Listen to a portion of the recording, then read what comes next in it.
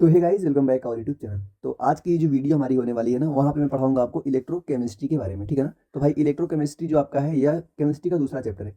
पहला चैप्टर जो आपका था वह था आपका लिक्विड सॉल्यूशन, ठीक है ना। तो लिक्विड सॉल्यूशन का लेक्चर मैंने यहाँ पे प्रोवाइड कर रखा है। और आपको पता होगा कि यहाँ पे मेरा पढ़ाने का मेन मोटिव होता है ना आपका बोर्ड एग्जाम, ठीक है। बोर्ड में आपके आते हैं क्वेश्चन, और वही क्वेश्चन आते हैं जो ज़्यादा बार रिपीट हुए होते हैं, ठीक। और इस वीडियो में आपको वीडियो नहीं दिख रही होगी साइड में, क्योंकि अभी मैं कोई इंपॉर्टेंट काम से भाई स्टूडियो में नहीं हूँ, तो यहाँ पे हम बस ऑडियो शूट कर सकते हैं, लेकिन फील आपको वैसे ही आएगा, ठीक है ना। तो वीडियो को आप कंप्लीट देखना, और वीडियो पसंद आती है तो लाइक करके मुझे जरूर बताना कि भैया वीडियो में पसंद आ रही है। तो मैं थोड़ा सा आपको बता दूं कि यहाँ पे हम कवर क्या क्या करने वाले हैं। सबसे पहले देखो, जो इलेक्ट्रोकेमिस्ट्री है ना, अगर आपका नोट्स नहीं बना है तो यह जो लेक्चर है यह आपका नोट्स का भी काम करेगा। और यह नोट्स मिलेगा कहाँ पे आपको? यह मिलेगा आपको मेरे टेलीग्राम चैनल टेलीग्राम पे, जिसकी लिंक मैंने इस वीडियो को डिस्क्रिप्शन में दे रखी है, ठीक। कहाँ दे रखी है? इसके डिस्क्रिप्शन बॉक्स में। वहां से जाकर इस नोट्स को आप डाउनलोड कर लेना, अभी जो आगे मैं दिखाऊंगा। साथ साथ में लास्ट 5 ईयर के मोस्ट रिपीटेड, ठीक भाई, मोस्ट रिपीटेड जो आपके प्रीवियस ईयर क्वेश्चन है ना, उसको भी हमने यहाँ पे इंक्लूड किया हुआ है। और क्वेश्चन देखो इसी में से फंस जाएगा, आपको टेंशन मत लेना। तो यहाँ पे आपका सारा कंटेंट कवर है, कॉन्सेप्ट और थ्योरीज तो यहाँ पे है ही। तो चलो स्टार्ट करते हैं इतना इंट्रो के बाद। अब आ जाओ तुम अपने लेक्चर के ऊपर, ठीक है ना। देखो भाई, ये वीडियो मेरे द्वारा बनाई गई है। आपका बी ओरिजिनल यूट्यूब चैनल है। अपने क्लास 11th के भी दोस्तों को इसके बारे में जरूर बताइए, क्योंकि अभी 11th में, अगले साल 12th में आएंगे, तुम तो चले जाओगे, तो कम से कम उनको बता दो कि इस चैनल को आप ज्वाइन कर लो, ठीक। आओ, इलेक्ट्रोकेमिस्ट्री भाई, ठीक है ना। तो यह जो सेक्शन दिखेगा आपको, यह वाला जो पेज दिखेगा ना, यह पेज नंबर, अब मैं फर्स्ट बोल रहा हूँ, यह पेज नंबर जो आपको फर्स्ट दिखेगा, इस पेज पे तुम पहले समझ लो क्या मतलब है। यहाँ से क्वेश्चन बनेंगे तुम्हारे डिट्टो फॉर्मूला बेस्ड आएंगे, और क्वेश्चन एकदम इजी आएंगे। तो तुमको इस पेज के पढ़ते टाइम माइंड में क्या बना होना चाहिए कि भैया यहाँ के फॉर्मूले तुमको पूरा का पूरा जैसे मैं बताऊंगा वैसे याद होने चाहिए। नोट्स दूंगा, तुम रट लेना। यहाँ से क्वेश्चन एकदम फार्मूला बेस्ड आएगा और तुम कर लोगे। सबसे पहला देखो, तुमको रेजिस्टेंस को समझना है। रेजिस्टेंस होता है R = V/I। यूनिट तुम जानते हो क्या होता है? ओम होता है। सिंबल इसका इस प्रकार से होता है, ठीक है। दूसरा पढ़ना है आपको कंडक्टेंस। कंडक्टेंस जो होता है इस रेजिस्टेंस का रेसिप्रोकल होता है। यह R होता है तो 1/R होता है, जिसको हम कैपिटल G से डिनोट करते हैं। अगर इसकी यूनिट ओम थी तो इसकी यूनिट क्या हो जाएगी? ओम इनवर्स, ठीक। तीसरा है रेजिस्टिविटी। रेजिस्टिविटी को एक और नाम से जानते हैं, इसका नाम होता है स्पेसिफिक रेजिस्टेंस। स्पेसिफिक रेजिस्टेंस को हम इस प्रकार का साइन, जिसको हम रो बोलते हैं, रो से डिनोट करते हैं। रो इक्वल टू होता है RA/L। आर हो गया रेजिस्टेंस, ए हो गई एरिया, एल हो गया लेंथ, ठीक। अगर मैं इसकी यूनिट निकालूं तो आर की यूनिट हो गई क्या? आपका ओम। आर की यूनिट हो गई क्या? आपका ओम, ठीक। एरिया का यूनिट हो गई मीटर स्क्वायर, नीचे एक लेंथ है मीटर, तो इस मीटर से मीटर कटा, यूनिट क्या आ गई? ओम मीटर। ओम इंटू मीटर, तो इसकी यूनिट भी तुम निकाल लोगे। नेक्स्ट आपका है कंडक्टिविटी। कंडक्टिविटी को जो हम डिनोट करते हैं, इसकी बना के थोड़ा सा ऊपर से टेढ़ा कर देते हैं, इसको हम कप्पा बोलते हैं। कंडक्टिविटी कप्पा होता है, जिसकी वैल्यू G × G* होती है। क्या होती है? G × G*। अब यहाँ पे जो G है तुम जानते हो क्या है? G भैया यहाँ पे कंडक्टेंस है। G* क्या? एक नई चीज आ गई, जिसको हम बोलते हैं सेल कॉन्स्टेंट। G* क्या बोलते हैं? Cell constant. इस सेल कॉन्स्टेंट की वैल्यू होती है L/A। L length, A area, तो G* क्या हो गया? L/A। नेक्स्ट है मोलर कंडक्टिविटी। देखो, मोलर कंडक्टिविटी और इक्विवेलेंट कंडक्टिविटी को तुम एक जैसे समझना, तो तुमको ये दोनों फार्मूले बड़े बड़े दिख रहे हैं, लेकिन इजी याद हो जाएंगे। कौन कौन? मोलर कंडक्टिविटी और इक्विवेलेंट कंडक्टिविटी। देखो, मोलर कंडक्टिविटी का रिलेशन होता है मोलरिटी से। किससे होता है? मोलरिटी से। और इक्विवेलेंट कंडक्टिविटी का रिलेशन होता है नॉर्मेलिटी से, ठीक। अब देखो ध्यान से, इतना समझना था।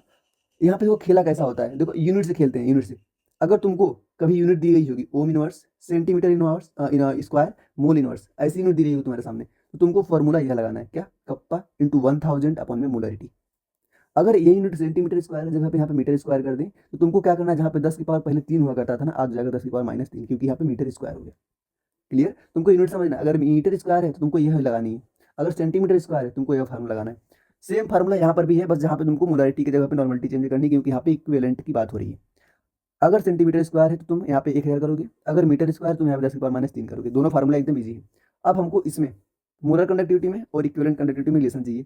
इसमें रिलेशन होता है क्या भाई? लेमडा एम, मतलब कि मोलर कंडक्टिविटी एम जो होती है, अगर उसमें वैलेंसी फैक्टर, इक्विवेलेंट में अगर वैलेंसी फैक्टर से मल्टीप्लाई कर दोगे, तुम्हारी निकल जाएगी रिलेशन बिटवीन द इक्विवेलेंट और किसके बीच में? मोलर कंडक्टिविटी के बीच में। यह एक रिलेशन बता दिया मैंने, क्योंकि इनऑर्गेनिक कॉन्सेप्ट है। हाइड्रेशन पावर जो होती है वह इनवर्सली प्रोपोर्शनल होती है साइज के। अगर आप हाइड्रेशन बढ़ाओगे तो उसके लिए साइज क्या होनी चाहिए? कम होनी चाहिए। साइज अगर आप बढ़ाओगे तो हाइड्रेशन क्या होगा? वहाँ पे कम होगा। इस रिलेशन को आपको ध्यान देना है, काम पड़ता है यहाँ पे, मैंने इसलिए लिखा हुआ है। नेक्स्ट चीज है measurement of molar conductivity. Molar conductivity को मेजरमेंट करने के लिए एक फॉर्मूला है, जिसको बनाया था किसने? डिबाई, हकल एंड सेगर ने। तो यहाँ पे देखो कैसे है। पहला जो हेडिंग है इसमें, जिसमें measurement of the molar conductivity की पहली हेडिंग है for strong electrolyte eight infinite dilution. किसके लिए बताया था इन्होंने? स्ट्रॉन्ग इलेक्ट्रोलाइट्स के लिए। कब बताया था? इनफाइनाइट डाइल्यूशन के ऊपर। तो रिलेशन निकला था आपका पाई एम, मतलब कि lambda M equal to lambda nought M minus B root C. B root C, अब देखो यहाँ पे बी जो है ना, इस बी का नाम होता है डिबाई, हकल एंड द सेगर कांस्टेंट। यहाँ से कुछ नहीं पूछेंगे तुमसे, फार्मूला पूछे ना पूछना, यहाँ से ग्राफ पूछते हैं, और ग्राफ एकदम इजी सा। तुमको यह ग्राफ को कन्वर्ट करना है किसमें, y equal to M X plus C में, किसमें y equal to M X plus C में, और y equal to M X plus C किसका ग्राफ होता है भैया, स्ट्रेट लाइन का ग्राफ होता है, किसका, स्ट्रेट लाइन का। तो आप इस वाले को कन्वर्ट कर दो किसमें, स्ट्रेट लाइन के ग्राफ में। जैसे कन्वर्ट करोगे, देखो मैंने यहाँ पे कन्वर्ट किया है इसमें, तो लेमडा एम तो आपका वाई एक्सिस पे दिख गया, मतलब कि लेमडा एम वाई एक्सिस बनाओ, बी माइनस बी यहाँ पे दिख रहा है, माइनस बी इस स्लोप का काम, एम को दिखा रहा है, एम स्लोप, तो स्लोप आपका क्या होगा, माइनस बी, इंटरसेक्ट यह जो दिख रहा है वो क्या होगा, इंटरसेक्ट होगा, रूट सी क्या होगा आपका, एक्स एक्सिस पे आ जाएगा, सीधे ग्राफ बन जाएगा आपका। अगर स्लोप नेगेटिव है तो ऐसा जाएगा कि 90 डिग्री ज्यादा होना चाहिए, और यार हो गया आपका इंटरसेक्ट, ग्राफ आपका कुछ इस प्रकार बनेगा। ग्राफ इसका इंपॉर्टेंट है, ध्यान देना आपको। नेक्स्ट आता है कोलराउस लॉ। कोलराउस एक साइंटिस्ट, उन्होंने बताया था कि अगर हम कोई रिएक्शंस करवाते हैं ना, तो उस रिएक्शन के ऊपर जितने नंबर ऑफ एनायन कैटायन होते हैं ना, उसके एडिशन को हम बोलते हैं कोलराउस लॉ। ठीक, बिल्कुल इजी कर लोगे इसको। 11 पॉइंट है, ऑन इनफाइनाइट डायल्यूशन, जब हम इनफाइनाइट डायल्यूशन करते हैं तो लेमडा एम और लेमडा इक्विवेलेंट में क्या रिलेशन होता है। देखो, अगर डायल्यूशन करोगे तुम, डायल्यूशन बढ़ाओगे, मतलब डायल्यूशन बढ़ाने का मतलब क्या, इन नंबर ऑफ पानी, मतलब पानी को इंक्रीज करना होता है। अगर डायल्यूशन बढ़ाओगे तो कॉन्सेंट्रेशन घटेगा, डायल्यूशन बढ़ाओगे कॉन्सेंट्रेशन घटेगा, अगर कॉन्सेंट्रेशन घटेगा तो जी बढ़ेगा आपका, जी अगर बढ़ेगा तो लेमडा एम भी आपका बढ़ेगा, लेमडा एम अगर बढ़ेगा तो लेमडा इक्विवेलेंट भी आपका बढ़ेगा, अगर लेमडा इक्विवेलेंट आपका बढ़ेगा तो कप्पा क्या होगा, डिक्रीज होगा। ये रिलेशन पता होना चाहिए। ठीक, नेक्स्ट है आपका क्या करना है भाई, डिटरमाइन करना है degree of dissociation. Degree of dissociation को डिस्क्राइब करने के लिए फार्मूला क्या है, लेमडा या अल्फा क्या है, degree of dissociation equal to होता है लेमडा एम सी अपन में लेमडा इनफाइनाइट के। ठीक है ना, ये फार्मूला अगर चाहो तो ध्यान दे सकते हो, क्योंकि यह जो चीज़ है ना 12 नंबर, यह आता है आयनिक इक्विलिब्रियम। ठीक है, कहाँ पे आता है, आयनिक इक्विलिब्रियम, क्लास 11 का चैप्टर में आता है, तो इस पे लेकर ज्यादा घबराना मत। ये भी देखो तुम्हारा क्लास 11 का है, डिटरमाइन करना डिसोसिएशन कांस्टेंट, जिसको हम के और के भी बोलते हैं, होता है सी अल्फा स्क्वायर अपन में 1 माइनस अल्फा, ये फार्मूला हो गया। लेकिन अप्लाई कब होगा, जब अल्फा जो होगा 5% से कम होगा या 0.05% से कम होगा। अगर ऐसा नहीं होता है तब भैया क्या करेंगे, यहाँ पे 1 माइनस अल्फा की वैल्यू 1 पुट कर देंगे, यहाँ नीचे यहाँ पे क्या पुट कर देंगे, 1 पुट कर देंगे, तो के बी और के इक्वल टू क्या हो जाएगा, सी अल्फा स्क्वायर, कब, जब 5% से ज्यादा हो और 0.5% से ज्यादा हो। 14 पॉइंट है आपका ionic conductance and the mobility of ion, क्या ionic conductance and mobility of ion. तो यह देखो रिलेशन देखो, जो आयनिक कंडक्टेंस लेमडा होता है ना, वो डायरेक्टली प्रोपोर्शनल होता है किसकी, मोबिलिटी की।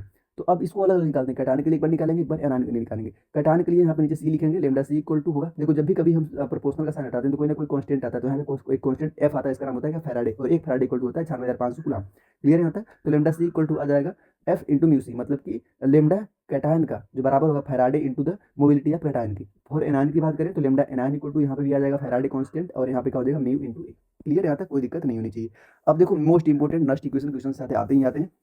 अभी देखो जब मैं क्वेश्चन कराऊंगा तो सारे क्वेश्चन तुमको डिटो मिलेंगे यहाँ से। ठीक है, जो नस्ट इक्वेशन जो यहाँ पे भाई आपको दिख रहा है, नस्ट इक्वेशन जो आपका क्वेश्चन है, सीधे पहले तुम इसको ध्यान दो, फार्मूला ई इक्वल टू होता है E naught cell, E cell equal to होता है E naught cell minus 2.303 RT upon में NF द log 10 Q। अब देखो यहाँ पे तुम एक चीज देखो, R और T की वैल्यू पुट कर, जब देखो तुमको जो क्वेश्चन आगे पूछा ना बोर्ड में, वहाँ पे RT की वैल्यू यहाँ पुट कर दिया है।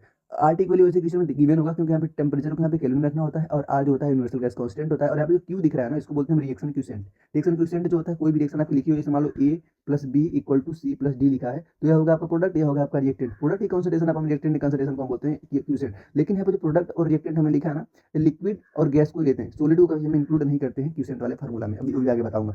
अगर तुमको ये देखो, ई रिएक्शन पोटेंशियल इक्वल टू होता है 0.059 इंटू पीएच, 0.059 इंटू पीएच, और मतलब पीएच में, और रिडक्शन पोटेंशियल में आपको चाहिए रिलेशन, तो यह फार्मूला हो गया, और ऑक्सीडेशन पोटेंशियल में चाहिए, बस यहाँ पीएच कर दो, यही तुम्हारा होगा फार्मूला। टू डिटरमाइन द क्या EMF of the cell, EMF of the cell को आपको डिटरमाइन करना है, बिल्कुल लीजिए। ई सेल इक्वल टू होता है E cathode minus E anode, ध्यान देना, ई सेल इक्वल टू होता है E cathode minus E anode. अब बताना आपको relation between the delta G and EMF of the cell. Delta G क्या है आपका, गिव्स फ्री एनर्जी, क्या है, गिव्स फ्री एनर्जी के बीच में, और किसके बीच में, ईएमएफ ऑफ द सेल के बीच में। तो होता है delta G equal to minus N F E cell, क्या होता है, माइनस एन नंबर ऑफ क्या होगा, नंबर ऑफ इलेक्ट्रॉन ट्रांसफर्ड हो गए, एफ हो गया फैराडे, ई सेल आपको मतलब इस लोग आपका क्या पोटेंशियल ईएमएफ। क्लियर, तो ये फार्मूला आपको क्या 18। रिलेशन बताना आपको स्टैंडर्ड गिव्स एनर्जी, जिसको हम डेल्टा जी नोट बोलते हैं ना, क्या बोलते हैं, स्टैंडर्ड गिव्स एनर्जी को डेल्टा जी नोट्स, और इसके बीच में इक्विलिब्रियम कांस्टेंट, मतलब कि के इक्विलिब्रियम के बीच में मोस्ट इंपोर्टेंट हमारा रिलेशन है, के इक्विलिब्रियम इक्वल टू होता है 10 to the power minus delta G, G naught है ना भाई, रुको यहाँ पे जी नोट करने दो, डेल्टा जी नोट अपॉन में 2.303 RT। क्लियर, ये फार्मूला बड़ा इंपॉर्टेंट है। नेक्स्ट चीज जो आपको शुरू करी हुआ है फैराडेज लॉ। फैराडे ने 2 लॉ दिए थे, पहला का नाम है फैराडेज फर्स्ट लॉ। इन्होंने बताया था कि देखो W directly proportional to Q, यहाँ पे W क्या है भाई, यह है अमाउंट ऑफ सब्सटेंस, W क्या है, अमाउंट ऑफ सब्सटेंस, जो डायरेक्टली प्रोपोर्शनल होता है नंबर ऑफ मतलब कि चार्ज के ऊपर। जब भी हम कहीं प्रोपोर्शनल का साइन लगाते हैं तो कोई ना कोई यहाँ पे कांस्टेंट आता है, तो W इक्वल टू क्या आ गया, Z इंटू Q, Z क्या है कांस्टेंट, जिसका नाम होता है इलेक्ट्रोकेमिकल इक्विवेलेंट। अब देखो W इक्वल टू Z, अब Q इक्वल टू हम जानते हैं, Q इक्वल टू होता है I into T, Q equal to क्या होता है I इंटू T, तो Q को जब मैंने रख दिया IT, तो W इक्वल टू होता है ZIT, एक फार्मूला हो गया, ध्यान देना तुमको। ठीक, नेक्स्ट देखो W इक्वल टू क्या होता है, जब W इक्वल टू क्या होता है, ई क्यू अपॉन में 96,500। अब हम ई क्यू की जगह पे क्या कर दे, आई टी कर दें, तो W इक्वल टू क्या होगा, ई आई टी अपॉन में 96,500। अब हमें पता है कि अगर हम W के नीचे क्या ला दें, ई को ला दें, इधर ला दें यहाँ पे ई को, तो W बाई ई जो होता है ना, इसको हम बोलते हैं नंबर ऑफ ग्राम इक्विवेलेंट। तो number of gram equivalent equal to I T upon में 96,500, क्योंकि यहाँ से ई यहाँ पे आ गया, नीचे ऊपर बच गया आई टी अपॉन 96,500। क्लियर आता है।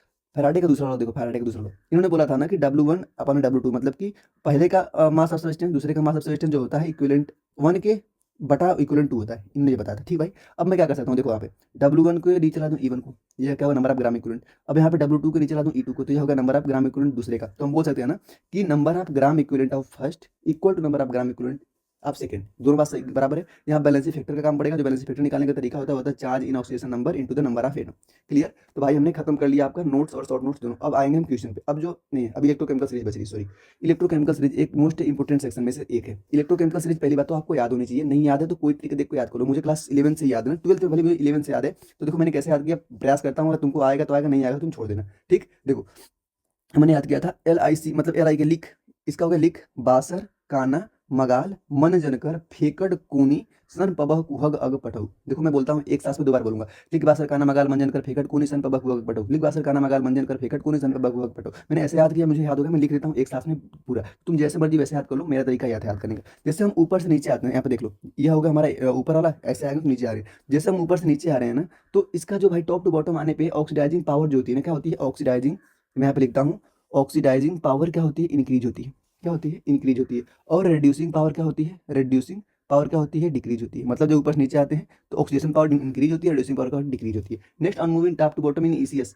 अगर हम ऊपर से नीचे आते हैं रिएक्टिविटी भी क्या होती है, रिएक्टिविटी, रिएक्टिविटी भाई क्या होती है, डिक्रीज होती है। रिएक्टिविटी डिक्रीज मतलब ऊपर वाला ज्यादा रिएक्टिव होता है नीचे वाले कंपेरिजन में। ठीक, और उसके नीचे क्या, हाँ किसकी, लेकिन रिएक्टिविटी डिक्रीज होती है मेटल की, लेकिन नॉन मेटल की रिएक्टिविटी क्या करती है, इंक्रीज करती है। साथ देखो मेटल है तो मेटल की रिएक्टिविटी क्या होती है, डिक्रीज करती है, नॉन मेटल क्या करती है, इंक्रीज करती है।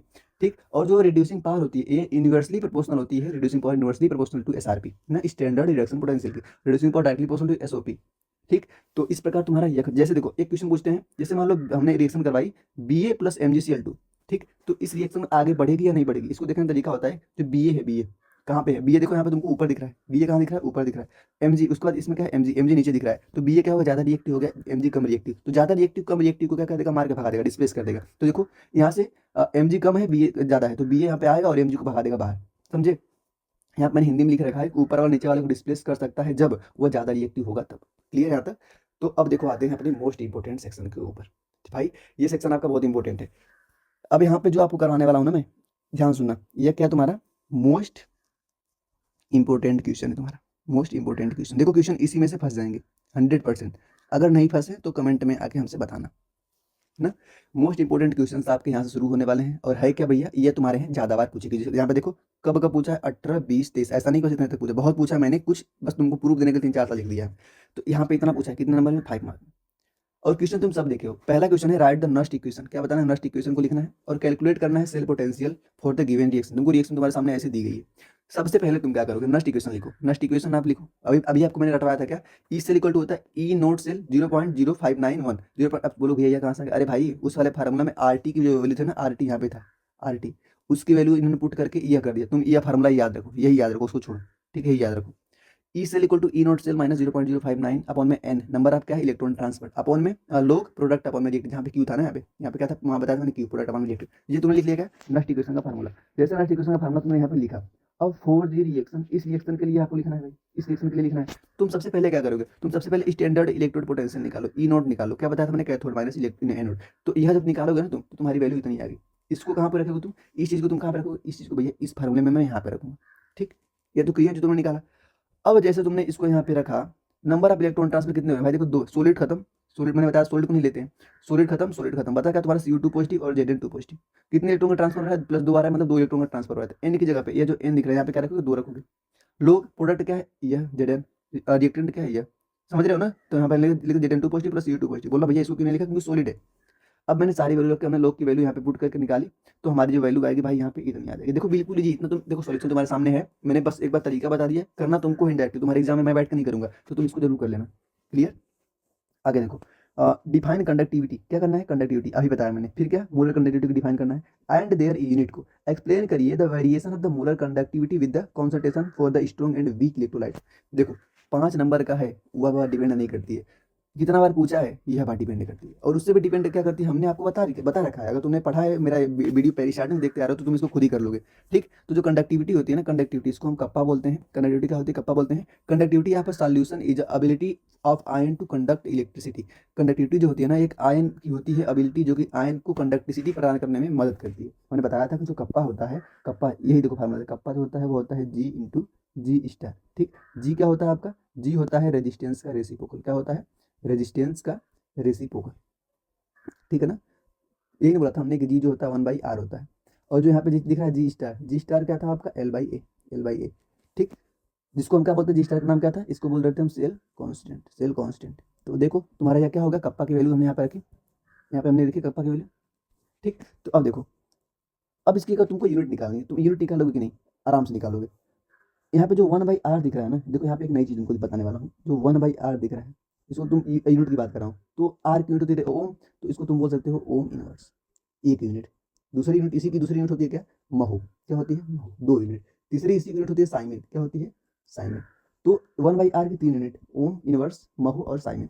यहाँ पे क्या हमने यूज किया, साइमन, साइमन। और यहाँ पे सेल कांस्टेंट है ना, सेल कांस्टेंट की अगर मैं यहाँ से यूनिट निकालूं L/A की, तो L हो गया मीटर, नीचे मीटर स्क्वायर, तो मीटर मीटर कटा, ऊपर आ गया m इनवर्स, तो क्या हो गया, साइमन मीटर इनवर्स। तो यहाँ से निकाल लिखा कंडक्टिविटी की यूनिट।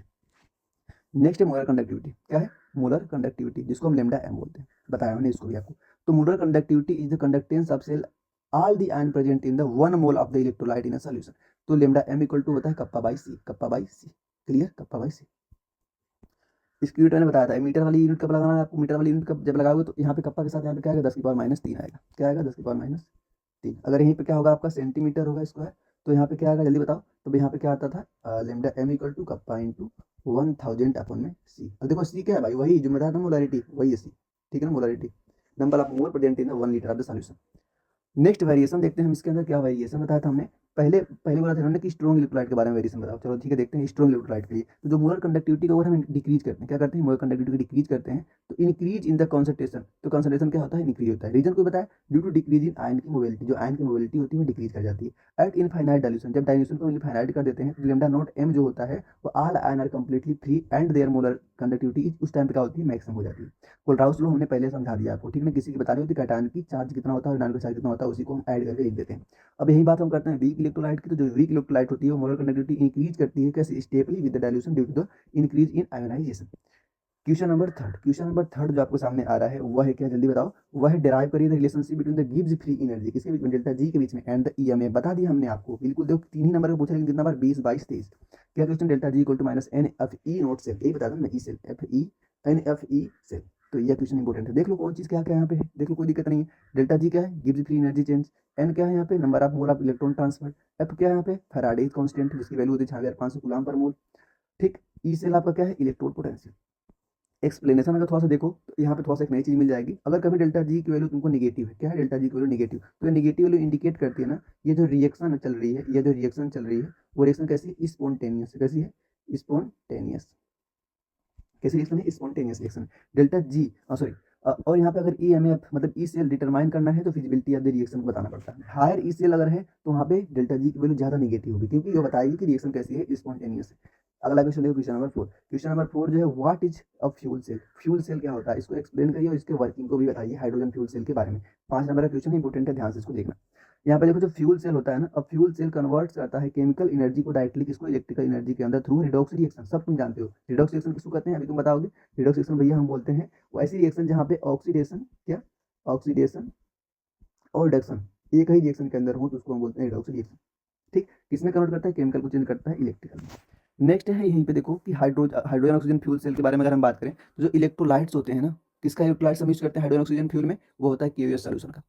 एनोड की रिएक्शन कुछ इस प्रकार की होती है, 2 मालिक्यूल H2 होता है प्लस 4 OH निगेटिव होता है, यहाँ पे 4 मालिक्यूल पानी बनता है और 4 इलेक्ट्रॉन का बाहर निकलता है। यहाँ पे कैथोड की रिएक्शन होती है O2 प्लस 2H2O, 4 इलेक्ट्रॉन यहाँ पे इंटर करते हैं, 4 OH निगेटिव यहाँ बाहर निकलते हैं। तो ओवरऑल रिएक्शन तुम्हारी होती है कैसी, 2H2 O2 और H2O। कैसे, देखो यहाँ पे, देखो यहाँ पे ध्यान से, 2H2 से 2H2 कटा, यहाँ पे कितना बचा, 2H2O। ठीक, और यहाँ पे 4 इलेक्ट्रॉन खत्म, 4OH से 4OH खत्म, तो क्या बचा है तुम्हारा यहाँ पे, 2H2 प्लस O2। ठीक, यहाँ पे क्या बचा है, 2H2O इधर बचा हुआ था, और यहाँ पे क्या आ जाएगा, 2H2O और आ जाएगा, तो कितना बच जाएगा, सही तो है। ठीक है, वही तो है, 2H2O बचा, ये ओवरऑल तुम्हारी रिएक्शन होगी, जो यहाँ पे मैंने लिखा है, प्रोड्यूस वाटर एंड रिलीज करता है यहाँ पे एफिशिएंसी। नेक्स्ट इंपॉर्टेंट चीज जो तुम्हारी होने वाली, फैराडेज लॉ को आप बताइए, फैराडेज लॉ।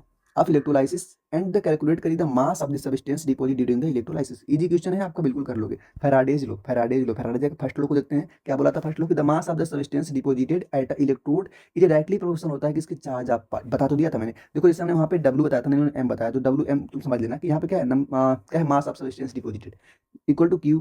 तो अब बताओ Q इक्वल टू होता है IT, तुम जानते हो। तो यहाँ पे मैं बोल सकता हूँ कि सॉरी, अब यहाँ पे मैं डायरेक्टली साइन को हटाऊंगा तो यहाँ पे कांस्टेंट आएगा Z। अब फिर यहाँ से Z कांस्टेंट आएगा तो यहाँ पे हम लिख सकता हूँ M equal to Z, Q की जगह मैं IT पुट कर दूँ, ZIT। ठीक है, ये फार्मूला तुम्हारा बन। और जो Z होता है वो होता है, जो यहाँ पे Z दिख रहा है वो होता है आपका E/F। ठीक, वो क्या होता है E/F। यहाँ पे क्वेश्चन देख लो, कैलकुलेट एग्जांपल देख लो, तुम्हारे सामने एक एग्जांपल है। Q दिया हमको 96,500 मतलब 1 फैराड। इक्विवेलेंट वेट दिया हमको इतना E, क्या निकालना है, M निकालना है, नंबर ऑफ वेट निकालना है, क्या करना है, EQ अपॉन में F। क्या करोगे, EQ अपॉन में F। EQ अपॉन में F कैसे किया भाई, Z की जगह पे तुमने क्या किया, E/F पुट किया, E/F, और Q यहाँ पे पहले से ही था। तो यहाँ पे E की वैल्यू तुमको कितना है 32.5 रख दिया हमने, Q की वैल्यू कितना 96,500 गुलाम रख दिया हमने, F 96,500 कटा, इससे 32.5 ग्राम आ गया तुम्हारा। ठीक, नेक्स्ट जो है डिफरेंशिएट करना बिटवीन द गैल्वेनिक सेल के बीच में और इलेक्ट्रोलिटिक सेल के बीच में। 2019 से पूछा था, 2021 में पूछा था। मार्क 3 नंबर का है गैल्वेनिक में और इलेक्ट्रोलिसिस में, यहाँ पे आपको बताना है। देखो एनर्जी कन्वर्जन जो गैल्वेनिक सेल होता है, केमिकल को कन्वर्ट करता है इलेक्ट्रिकल में, और इलेक्ट्रोलिटिक करता है इलेक्ट्रिकल को केमिकल में। स्पॉन्टेनिटी की अगर बात करें तो ये स्पॉन्टेनियस होता है और ये नॉन स्पॉन्टेनियस होता है। इसका कैथोड पॉजिटिव होता है, इसका एनोड निगेटिव होता है, इसका कैथोड निगेटिव होता है और इसका एनोड पॉजिटिव होता है। इसका एग्जांपल गैल्वेनिक का डेनियल सेल होता है और इसका होता है इलेक्ट्रोप्लेटिंग। कैलकुलेट करी कंडक्टिविटी डिक्रीज करते हैं कब, जब विथ डायल्यूशन के साथ। इसको एक्सप्लेन करिए, चलो देखते हैं। जब कंडक्टिविटी इसको कप्पा बोलते हैं, अगर इसको हम डिक्रीज करते हैं ना, कब, डायल्यूशन के साथ, तो because the number of ion per unit volume decrease, number of ion जो होता है ना पर यूनिट वॉल्यूम वो डिक्रीज होता है, वाइल इसके वजह से मोर कंडक्टिविटी इंक्रीज हो जाती है। एज द आयन है more freedom to move in dilute solution, जो आयन होते हैं ज्यादा फ्री हो जाते हैं डाइल्यूट सोल्यूशन के अंदर मूव करने के लिए, तो कंडक्टिविटी डिपेंड करती है आयन की कंसंट्रेशन के ऊपर। अभी देखो तुम्हारा चैप्टर हो चुका है खत्म, पूरा हमने बेहतर ढंग से करवा चुका है। अभी जो तुम्हारे सामने जो चीज आ रही है वह important tips for the chapter, किसके बाद, इसकी इलेक्ट्रोकेमिस्ट्री के बारे में। तो ये तुम्हारे सामने जानना बहुत इंपॉर्टेंट है। देखो यहाँ पे तुम्हें क्या करना है कि नस्ट इक्वेशन के ऊपर फोकस करना है, फैराडेज लॉ के ऊपर कांस्टेंट करना है, गिब्स फ्री एनर्जी के ऊपर यहाँ पे तुमको पढ़ के जाना है।